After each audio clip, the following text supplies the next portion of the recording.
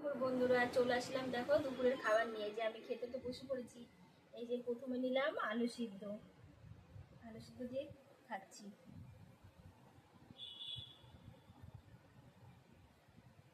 আজকে আলু সিদ্ধটা অন্যরকম ভাবে করেছি, পেঁয়াজ ভেজে, শুকনো লঙ্কা ভেজে, তেল ভেজে ওইভাবে করেছি।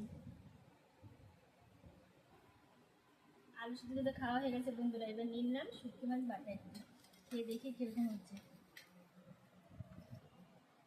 আলু সিদ্ধটা তো খাওয়া হয়ে গেছে বন্ধুরা, এবার নিয়ে এলাম শুটকি মাছ বাটা, বেটে তেলে দিয়েছি পেঁয়াজ দিয়ে।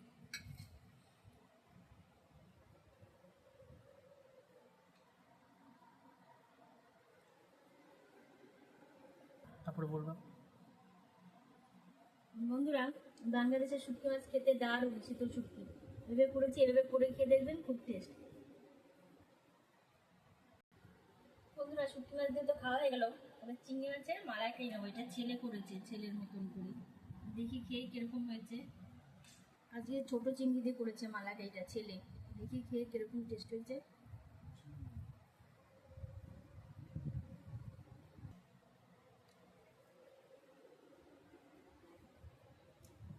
ছেলের মতো রান্না করেছে আজকে ছেলে, হেভি টেস্ট হয়েছে।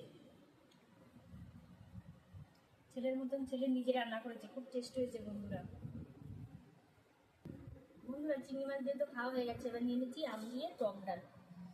গরমের দিনও তো টক ডালটা ছাড়া কিছু ভালো লাগে না, জন্য আম দিয়ে টক ডাল করেছি।